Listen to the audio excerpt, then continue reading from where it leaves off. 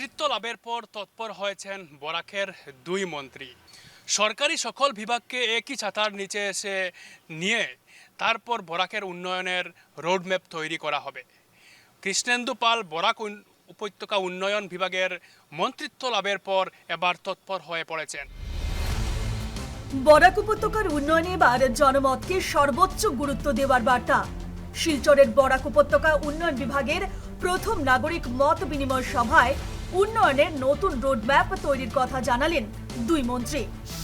বরাক উপত্যকা উন্নয়ন বিভাগের প্রথম নাগরিক মত বিনিময় সভা। জনমতের ভিত্তিতে তৈরি হবে উন্নয়নের রোডম্যাপ। শিলচর, শ্রীভূমি ও হাইলাকান্দিতে হবে মত বিনিময় সভা। নাগরিকদের মতামতকে গুরুত্ব দিয়েই তৈরি হবে উন্নয়নের মাস্টার প্ল্যান।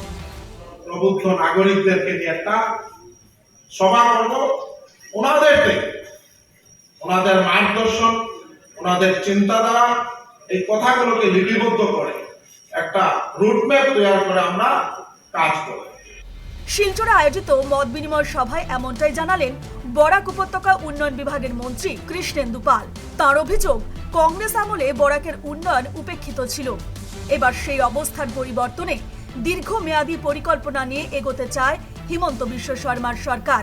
বরাক উপত্যকার জন্য আমরা প্রথম যে রোডম্যাপ তৈরি করব, তার কারণে প্রথমে প্রত্যেক জেলায় একটা প্রবুদ্ধ নাগরিক সংগ্রাম, ইন্টেলেকচুয়াল স্পিচ, তার মাধ্যমে অনেক কথা উঠে আসবে এবং এইটার উপর একটা রোডম্যাপ তৈরি করে মাননীয় মুখ্যমন্ত্রী মহোদয়ের কাছে আমরা উপস্থাপন করব। বরাক উপত্যকা উন্নয়ন বিভাগের পাশাপাশি কাছাড় জেলার অভিভাবক মন্ত্রীর দায়িত্ব পেয়েছেন কৃষ্ণেন্দু পাল। মন্ত্রী জানান, উন্নয়নের কাজ শুরু করার আগে সাধারণ মানুষের মতামত সংগ্রহ করা হবে। এদিকে সভায় উপস্থিত নগর উন্নয়ন মন্ত্রী কৌশিক রায় জানিয়েছেন, শিলচরকে বন্যামুক্ত করতে প্রয়োজনীয় সব পদক্ষেপ নেওয়া হবে। প্রয়োজনে উচ্ছেদ অভিযানও চালানো হবে শিলচর শহরে। ভোটের রাজনীতির কথা না ভেবে মানুষের স্বার্থকে অগ্রাধিকার দেওয়া হবে। আজকের দিনে আমি আপনাদের সাহিত্য চাই, আপনাদের পরামর্শ চাইব যে শিলচরে প্রয়োজন আছে যে রাজনীতির চিন্তা না করে, যে রাজনীতি কে ভোট দেবে কে ভোট দেবে না সেই চিন্তা না করে একটা এনক্রোচমেন্ট যেখানে আছে একটা মাস ইলেকশনের প্রয়োজন আছে।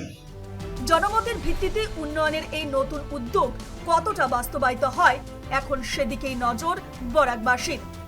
সরকারের দাবি, নাগরিকদের পরামর্শকে সঙ্গে নিয়েই এগোবে বরাকের উন্নয়নের আগামী দিনের রূপরেখা। শিলচর থেকে বিক্রম সরকার ও গুয়াহাটি থেকে মর্তুজা আহমেদের রিপোর্ট, নিউজ লাইভ বাংলা। বরাকের জনগণ উজাড় করে বিজেপিকে ভোট দিয়ে 9 জন বিধায়ক পাঠিয়েছে দিশপুরে এবং তার ফলপ্রসূ বরাক উপত্যকা পেয়েছে 2 জন মন্ত্রী। সেই ক্ষেত্রে এবার উন্নয়ন ও তীব্রতর হবে বলে জানিয়েছেন মন্ত্রী কৃষ্ণেন্দু পাল। ক্যামেরায় এলবার্ট ব্যান্ডের সাথে মর্তুজা আহমেদ, নিউজ লাইভ বাংলা।